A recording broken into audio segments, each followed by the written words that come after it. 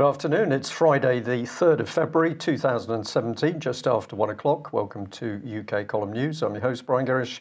With me, of course, in the studio, Mike Robinson. And we will be joined by David Scott from north of the border with Northern Exposure. Very timely, there's lots happening, particularly on the defence front. But there's been a divorce, I believe, you're going to introduce. Well, first of all, we're talking about the white paper that was released yesterday. David Davis gave his opening remarks when he was launching this yesterday afternoon. He said that the government is setting out in the white paper 11 negotiating objectives to build a global Britain with a strong partnership with the EU after our exit. And the 12 negotiating objectives include providing certainty and clarity as we approach negotiations, taking control of our own laws and statute book, strengthening the union by breaking it up, maintaining the common travel area, and therefore stopping immigration. Well, actually, this is regards to Ireland, but you take the point. Securing our rights, the rights of European citizens already living in the UK and the rights of UK nationals living in the European Union, and so on. So it goes on. So here is the document. Just with regard to providing legal certainty, of course, we mentioned this several times before. What they're talking about is the Great Repeal Bill, which removes the European Communities Act 1972 from the statute book and converts what they call the ACWIS, the body of existing EU law, into domestic law. So let's just remind everybody what the ACWIS is. This, of course, is the rule from the EU that says once you have devolved or given away sovereignty in certain areas to the EU, you can never get them back. And that's why EU law is being migrated into so-called domestic law. And of course, following on from that, they claim that we'll be able to decide what goes on the statute books for ourselves afterwards. I maintain that what that means is that we will stay in sync with European Union law from here on. They go on to say in the white paper, ending the jurisdiction of the European Court of Justice. But we will, of course, continue to honour our international commitments and follow international law. So, you can read into that as you wish. Yeah, my early point there was that this is UK divorcing the European Union, but we're going to remain lovers. Yeah, absolutely. What was next? Strengthening trade in the world, because we must strengthen trade.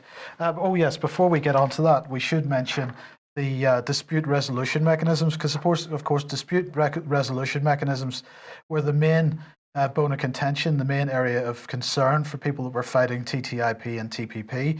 But the government recognises that ensuring a fair and equitable implementation of our future relationship with the EU requires provision for dispute resolution. So there you go. They cite CETA and the other trade deals just so that we know that that's exactly what they're talking about. They go on to mention strengthening trade with the world. Cooperation in fighting crime and terrorism. Well, we're one of the participants, one of the 13 participants in Europol. That's got to continue. Very little said about defence policy, other than to say that we participate in the common security and defence policy missions and operations around the globe. Our objective is to ensure that the EU's role on defence and security is complementary to and respects the central role of NATO.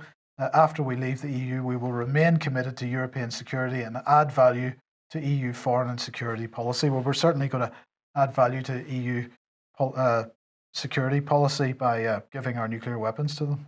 Well, there's no doubt this is happening. It's not going to happen. It's happening. The transfer of UK's nuclear deterrent is going to go via France under EU control. And this is just utter deceit by the government. There is no breakaway from Europe because our armed forces are being fully integrated into the EU. And we're going to have a little look at how that's going to be done in a moment. So where do we go from that? Yeah. David, do you just want to respond to that? Obviously, north of the border, different views. We're going to link in some of the defence moves with Scotland a little bit later in the news, but what's your thought on the white paper? North of the border, different views. We had a member of the Scottish so-called National Party stand up in the House of Commons and talk glowingly about Europe and how he wished to share sovereignty with Europe. So that's the view from the ruling party here. What you describe sounds surprisingly like a bit of backdoor sovereignty sharing. International law is an interesting one. I think a lot of people don't really understand what that means, because it rather suggests that there's some worldwide view as to what lawful conduct is. This in a world where one country sits and decides who's going to die in drone strikes seems a strange position. And the law in general, remember, the law has been heavily modified, as Bastiat showed. It's been transferred from a protection against plunder, a protection of the weak, into an instrument of plunder. So yes, we're going to have lawmaking powers return to some extent, but unless the people making those laws actually understand what the law is, and unless the people of this country can insist on lawful conduct and lawful laws and reject the ones that are not lawful, then it's only window dressing. Only window dressing, absolutely.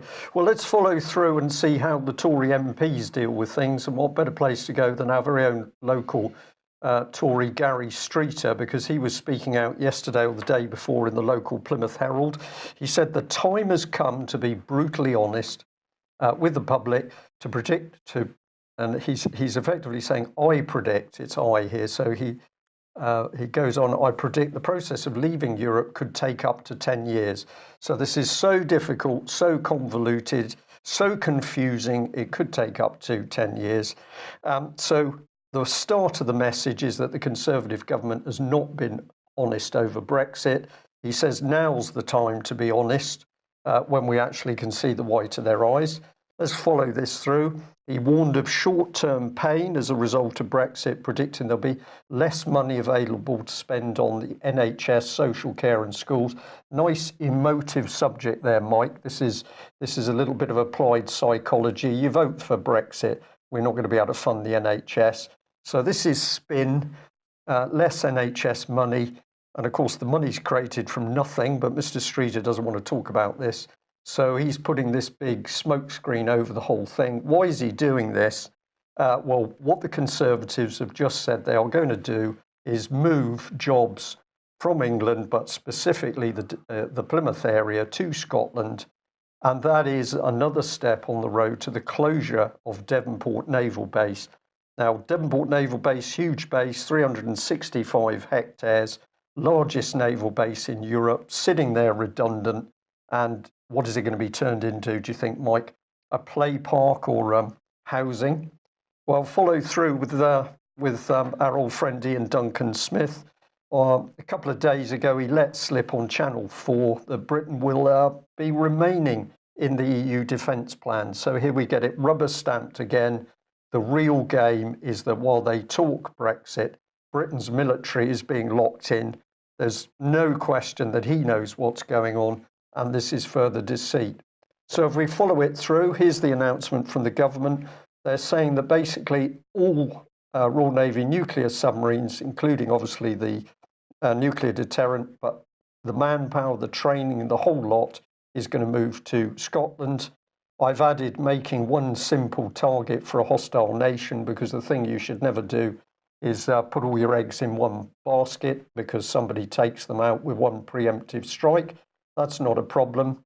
And on goes Fallon. He says we're making a long-term investment, hundreds of millions of pounds, to upgrade the Clyde. It's going to be good for Scotland, but it's going to keep Britain safe and secure. And sorry, I'll just make that a little bit clearer. He's also saying that the Royal Marine's future is going to be secure, not in England, but in Scotland.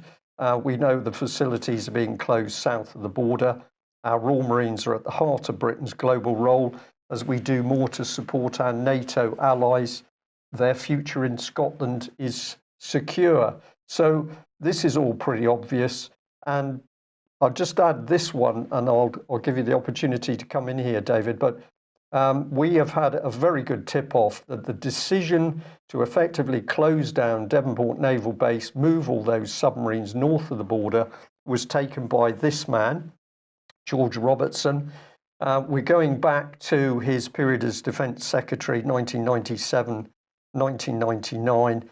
We've got it on good authority that this is when the decision was made that the nuclear weapons, the submarines, lock, stock and barrel was going to be moved north of the border. So a pro-European Scotsman simply saying all those years ago, we're going to move this out of UK. There's something very dirty going on here, David, and it's phenomenal that as Brexit unfolds, Fallon is really saying we're going to increase military capability in Scotland. It is. It doesn't seem to tie in with any, say, military assessment. In fact, I'm not clear as to what the military assessment is, what we're actually planning to use our defence forces, our Army, Navy and Air Force for. There's no discussion about this. There's no debate other than in the context of altogether with Europe and some vague sabre rattling against Russia. None of it seems very rational. Right, I'm glad you said that. Sorry to interject there, but let's add this next bit. Of course, we had a look at the SNP's website this morning, and of course, what's SNP saying? We don't want Trident. I even spoke to their press team and said, what's the SNP's position on nuclear weapons? He said, we don't want them. Go and have a look at the manifesto, which we did. And of course, what's in there is scrapping Trident. So we've got Nicola Sturgeon is breaking her non-nuclear pledge, and she's going to take all of the Royal Navy's nuclear submarines and nuclear weapons. So if we look at that as one statement, we've got a situation where all of our nuclear weapons are going to be passed to a pro-EU anti-nuclear SNP en route to the French taking over control, followed by the EU. And I'm just going to bring in here, you almost said it then, if this looks like a madhouse that nobody knows what's going on, what's really going on is treason. The inconsistencies in the SNP policy are quite severe. Many years ago, when the SNP was a different party, incidentally, when they were calling George Robertson Chicken George, that was their nickname for him back in the day. The policy was to leave NATO because it's a nuclear alliance and they didn't want any part of it. To have an entirely independent defence force, looking only at local defence of the shoreline and the nation, not sure against who, but there we go, and to not be in the EU either.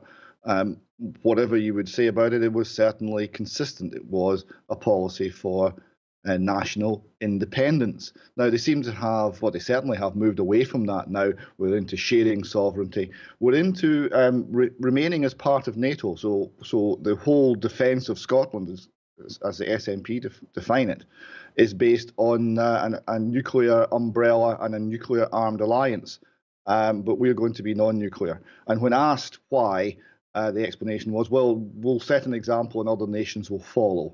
And when asked which other nations would see Scotland or Britain get rid of their nuclear deterrent and then follow suit, no answer was forthcoming in a long and embarrassing interview where the question was asked and asked and asked. They couldn't cite one nation because, of course, there would be none. It's a dangerous world, and people who are armed with these horrendous weapons tend to be left alone.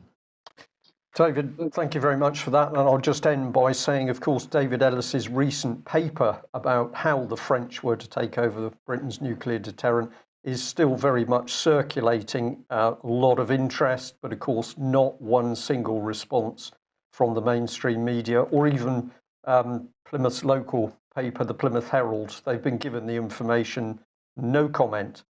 Nobody must talk about defence, as your first slide said, Mike. No. Okay. Well, Theresa May has headed over to Malta today for the EU-Malta summit. This is mainly talking about migration, but actually Theresa herself is over there to discuss defence. Let's see what they're doing. Well, they have a first working session, or they had at 10 o'clock this morning, a first working session on migration.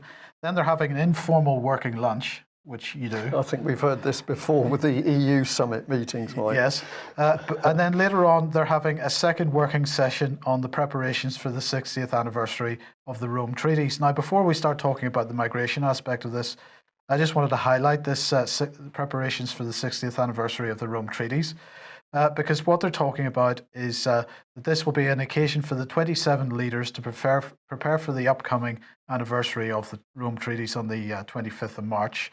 The discussions will build upon the political reflection on the future of the EU, with 27 member states launched immediately after the UK voted to leave the European Union.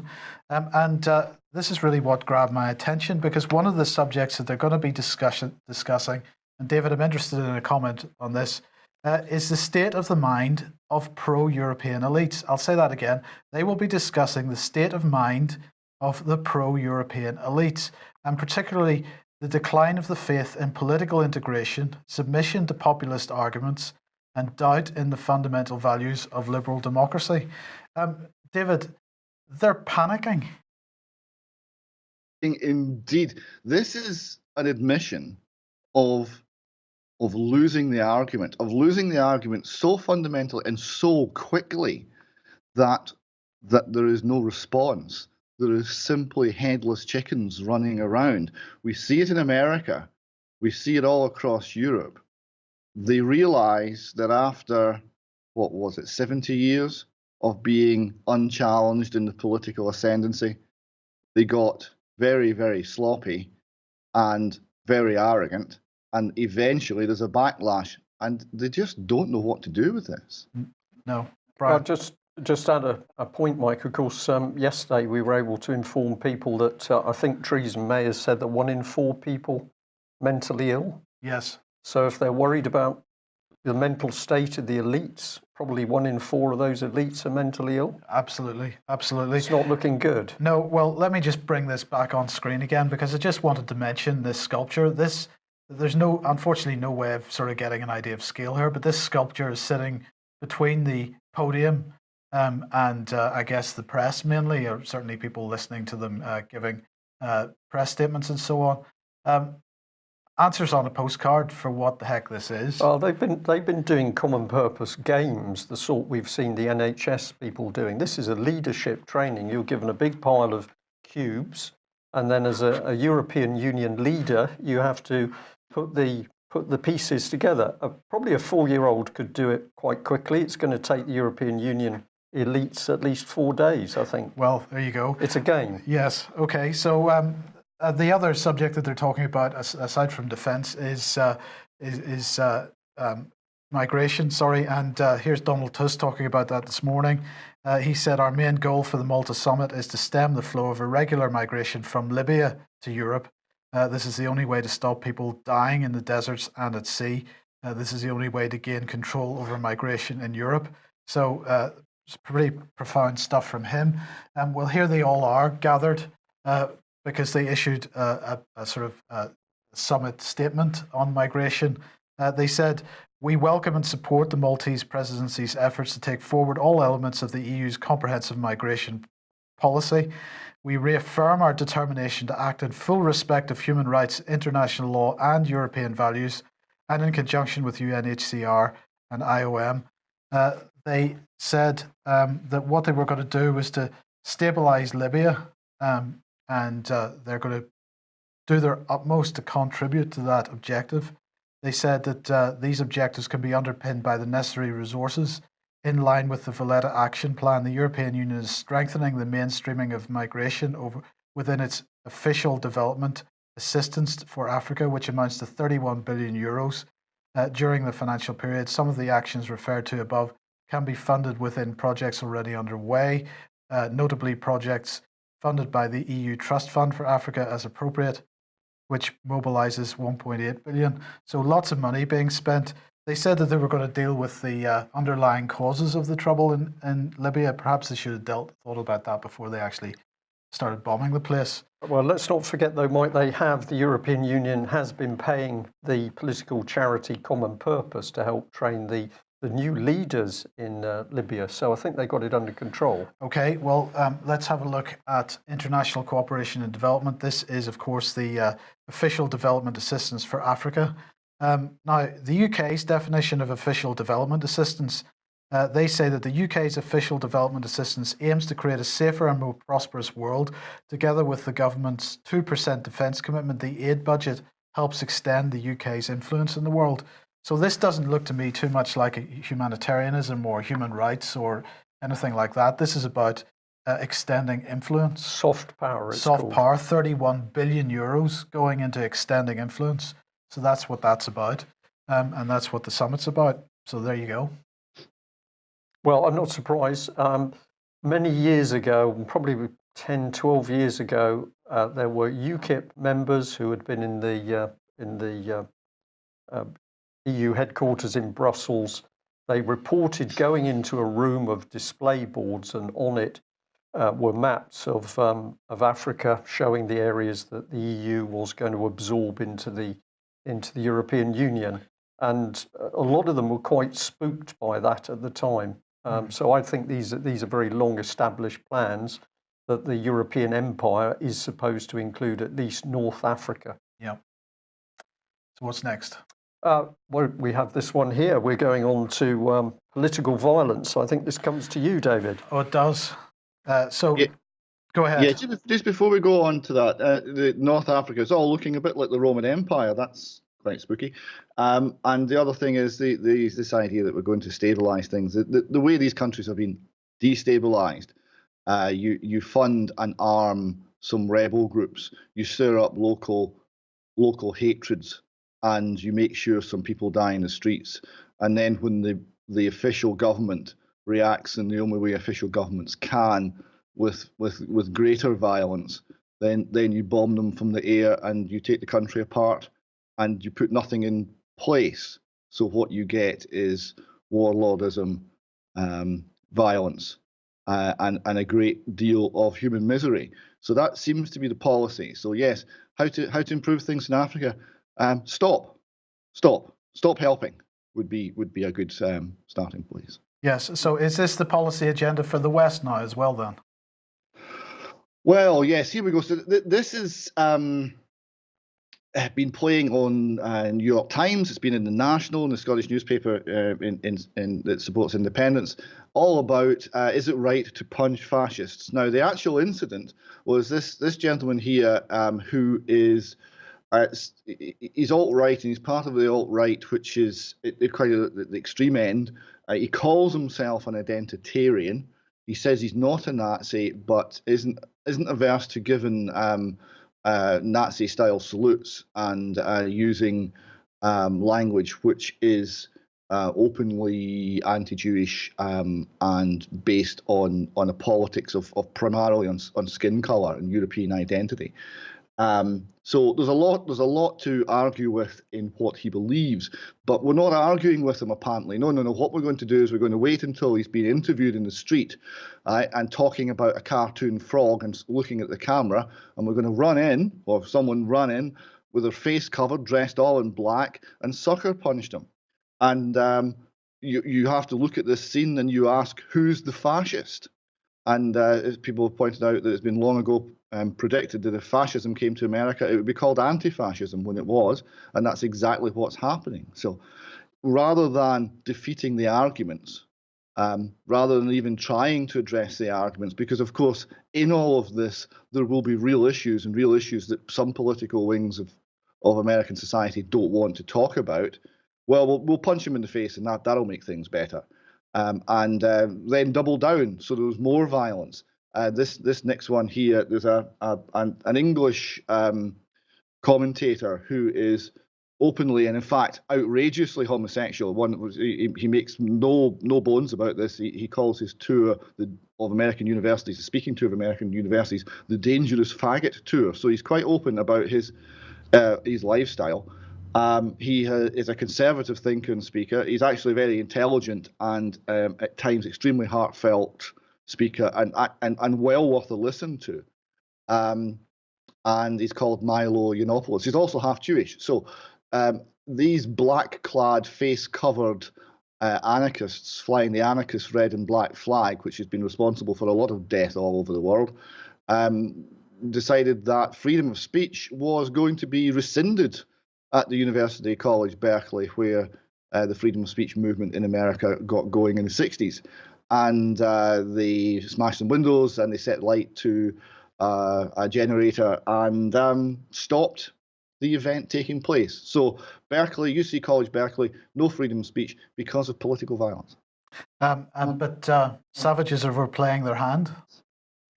Well, yes, this is a newsletter from historian, economist, and conservative thinker Thomas E. Woods, and he points out that what's the reaction been to the violence. Now, the violence has been supported by much of the mainstream left, by the usual actor-lovey, Hollywood set have supported the demonstrations, and as a result, most of America sat down and Googled Milo, and views of his lectures and discussions have gone up enormously. So the violence is not working in suppressing the ideas. The ideas are winning. And we should be conducting this debate in the realm of ideas, not in the realm of smashing property, burning things, and assaulting perfectly law-abiding people. There's people there who were queuing up to get in to see a lecture, talking about conservative ideas, and they were assaulted, spat on, maced, because they were wearing the wrong sort of hat. Okay. And what's going on in Romania then? Well, reasons to be cheerful. Frankly, Mike, I would have to say I'm a little bit jealous of people who are Romanian today, because here we have 180,000 people marching in Romania for the rule of law. Right now, bearing in mind what our parliament has done in abusing and assaulting children and covering it up and making sure the perpetrators get off scot-free. And there hasn't been 180,000 British people marching for the rule of law, sadly. But the Romanians are more awake, it would seem. Now, what happened here is there was a huge scandal of political corruption, and a lot of people got convicted, and a lot of people got jailed. And then the government, whose side was responsible for the corruption, they were still in power. So they decided that there was a prison overcrowding problem, and they were going to change the rules on who has to stay in jail. And remarkably, Mike, all of their political associates were going to be released. Purely coincidentally, of course. You understand that it's just, we have to do something about the prison overcrowding problem. So all of the people who were responsible for the corruption were going to walk, and the people took to the streets, 180,000 marching for the rule of law. So there is hope. Okay, well, let's get straight on to the fake news spot then.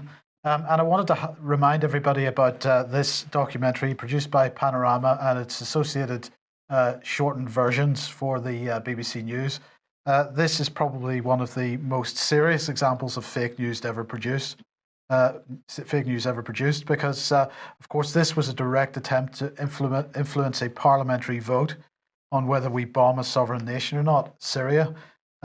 So why are we mentioning this now? Because Craig Murray, former British ambassador, was speaking on January the 27th to the Edinburgh SNP Club. And he, here's what he had to say.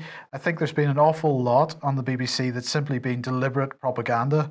And when they had the debate on bombing Syria, the idea that bombing Syria would help stop people dying, in the run-up to that debate, you remember we were having almost every BBC News bulletin full of stories of Syrian government forces killing civilians, whereas our bombs never do. And he went on to say, now I have friends in the BBC and in Panorama itself, in fact, and what I'm told happened, which I believe is the truth. I mean, there's some people who believe that the whole thing was a setup, and that the whole bombings and things never happened at all, and the whole thing was just a setup with actors.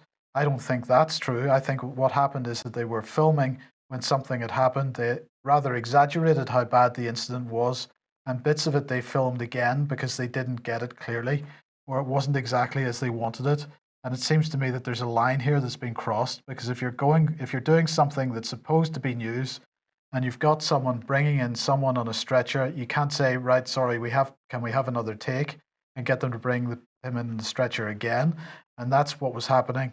So no matter how real the incident on which the thing was based, and what we were seeing was a fictionalized account posing as real life, and that to me, the BBC has been crossing a line and been crossing that kind of line quite regularly in its coverage of Syria. So he had mentioned this before. In fact, in March last year, he had said on his own blog, let me pin my colours to the mast and say that I'm absolutely convinced that the BBC did it deliberately and knowingly fake evidence of chemical attacks. If you look for that blog post on Craig Murray's website, it says it's titled "Moderate Rebels Use Yellow Phosphorus on Kurds in Aleppo," and he embeds a video of a presentation by Robert Stewart. Robert Stewart has been running this website, Fabrication and BBC Panorama, Saving Syria's Children, for quite some time. He is one of the unsung heroes of the independent media because he's really he's focusing on one issue of fake news with the BBC. He's done some fantastic work. Do get onto Craig Murray's website and watch the video of his presentation at the From Stop War event. And also look at Robert Stewart's website on this because this is one of the most heinous examples of fake news that we have going, Brian. Can I just sort of reinforce this, Mike, with a reminder that, of course, yesterday we were talking about the government committee looking into fake news. That is now starting, has asked for submissions. And we are saying here is the opportunity to start really getting the evidence in as to what the mainstream news has been doing, media has been doing to pervert good reporting. But it must be done with proper evidence. So at the moment, that inquiry only wants to look at fake news. It does not want to look at what the BBC has been pushing out. For example, here is our opportunity to really rub their noses in it. What's next? It's this one. This one, okay. So, David, you've been causing trouble with the SNP because, well, perhaps you should give us the background to this. Yeah, the SNP, the trouble comes pre-packaged. I tweeted out to John Mason a link to a campaign for justice for 3 Scottish soldiers who were murdered by the IRA in the early 1970s in Northern Ireland. And there were the young lads, 23 down to the youngest was just 17. So as the SNP now defines things in Scotland, a child. They were in the pub, they were befriended in the pub, and the people who they'd spent the night drinking and chatting to invited them to a party, and it was a setup, it was a trap. They were taken away and they were executed by being shot in the back of the head. They were unarmed, and it made a huge impact at the time in both Northern Ireland and obviously in Scotland. And there has been no justice, there have been no killers brought to justice for this. There's no explanation as to who did it, why, who ordered it, none of that. And there is a campaign to get some cash together. There's a crowdfunding source looking for £10,000 to start some legal action to seek justice for these 3 young men. There's about just sort of £7,000 in that at the moment, so that they look on their way to meet that target, and if anyone can contribute or help, I would very much encourage them to do so. So I asked John Mason whether he supported this, and the reaction was, I don't take sides. And I asked him why he wasn't taking sides between 3 Scottish soldiers and Irish murderers. Given the fact that he is a member of the Scottish Parliament, given the fact that he claims to be Christian, and given the fact that he claims to be in a party that is the very essence and manifestation of Scottishness, or so they would have you believe. And the reaction, this next slide is what he said, and this got a huge reaction. So I had this exchange with him late at night. I came back down the next morning, and there was 200 or 300 tweets sitting with my name on them as people had reacted to this Irish freedom fighter comment. And he then, and also I support Scottish soldiers if they do good, but not if they do bad. Now, people were asking, well, what bad did these guys do? They went out to the pub. They were friendly to the locals, and that hospitality and kindness and normal human interaction was used in order to execute a murder. You know, how were they doing bad, John? People asked, and of course there was no answer. There was no answer. He later came back and clarified his comments, claimed he was talking in generalities, not about a specific case, despite the fact the original tweet was about a specific case. So this went quite viral on Twitter, and it's been picked up by about half a dozen newspapers, including the Times, the Scotsman, the Scottish Sun, and several Belfast papers have picked up. So there's clearly a great deal of anger and disappointment about what he said. It then transpired, and it was one of the Belfast papers that found this, that the person who's running this campaign for justice for these two soldiers is in fact a constituent of Mr. Mason, and in fact two of the relatives who are still dealing, as so many people are having to do with the aftermath from the Troubles in Ireland and elsewhere, with the devastation it wreaks on families. Two of the relatives of the two brothers who were killed are in fact constituents of Mr. Mason as well, and you can imagine how they felt about his comments, and they expressed it quite clearly to the press, and so that's blown up. Now, what's not happened is there's been no comment from Nicola Sturgeon, who was included in my original tweet. There's been no comment really from Mr. Mason, and there's a great deal of ill feeling about it. Now, we've talked today about the rule of law, and what we see here on one level is someone who claims the right to be a lawmaker. He sits in the Scottish Parliament. He's one of 100 and odd people who claim the right to legislate our laws, and yet quite clearly he has no comprehension of what law means. He's no comprehension of right and wrong. He's no comprehension of the rule of law and how it should be applied. And there's another matter here, and a matter I tried to cover in an article I did a few weeks back called Nationhood versus Nationalism. The nature of the SNP now, not the SNP 20, 30 years ago, as I knew them when I was younger and growing up, but the SNP now wrap themselves in a saltire. They claim to be the very personification of Scottishness, but in fact, the philosophy that they believe in is profoundly anti-Scottish. It doesn't value kith and kin. It doesn't value the fact of being Scottish. What it values is adherence to a particular internationalist left-wing political agenda. So if you find yourself within the borders of Scotland and you buy in to that agenda, you're in, right? It's blind to colour, creed. Doesn't matter if you're black, doesn't matter if you're English. So it says, look how inclusive we are. But what it doesn't say is that they'll have any sort of inclusiveness. They'll take any sort of variety apart from a variety of ideas.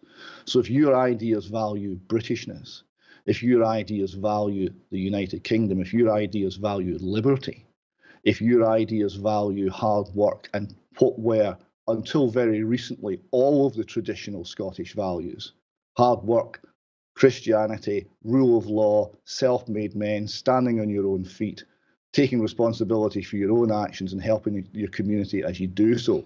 If you stand for those, you're not the sort of Scot that the SNP wants, and would really rather that you said nothing or left. David, thank you very much for that. We're seeing this attitude, of course, across all the political parties, the mainstream political parties. So it's not just north of the border with the SNP. We're seeing it with Conservative, Labour and Lib Dem. It's only the party policy that counts. The other thing I'll say about this incident is I get a sense of unease that this language used by the man is, of course, reflected in what we have all been saying about Syria. Well, the official government line on Syria, because we've talked about those moderate rebels as if they were going around cuddling people, when of course the British-backed moderate rebels were actually murdering people. So I see this political language as being very, very dangerous. And okay, two seconds. I think that's an extremely important point, because the belief system that's on display here, we see all around the world. It's not specifically an Irish or a Scottish phenomenon. And once you abandon thou shalt not murder, once you abandon those sorts of standards, there is really no law, no depraved law that won't be reached, and no suffering that won't be caused. So that's the line, and that's the line we have to defend. Okay, and I just want to add, and of course, if we see Britain using those very dirty divide and rule tactics in Syria, which are becoming ever more clear, fully backed by the BBC, I think we can be pretty certain the same dirty tactics were being used against the whole of Irish society during the time of the Troubles. So what actually starts to solve this problem is getting the real truth out about what was happening. And if people are interested at what Britain is capable of a nation, they might like to have a look at a book called The History of Torture. I've only just started reading it. I've got to say it's pretty gruesome. It's evidence-based. This is about Britain's role in the torture and abuse of people, starting at the very end of the Second World War, where Britain was happy to move into, amongst other, ex-Gestapo properties in order to repeat the same tortures that we were accusing the Gestapo of carried out. So I think there's a very big issue to do with how people treat each other. But this trend that we have politicians simply interested in the party rhetoric over right and wrong is the key issue. David, you've published an article on the column on the named person scheme. You said to me earlier there's quite a lot going on in this area. Give us an update.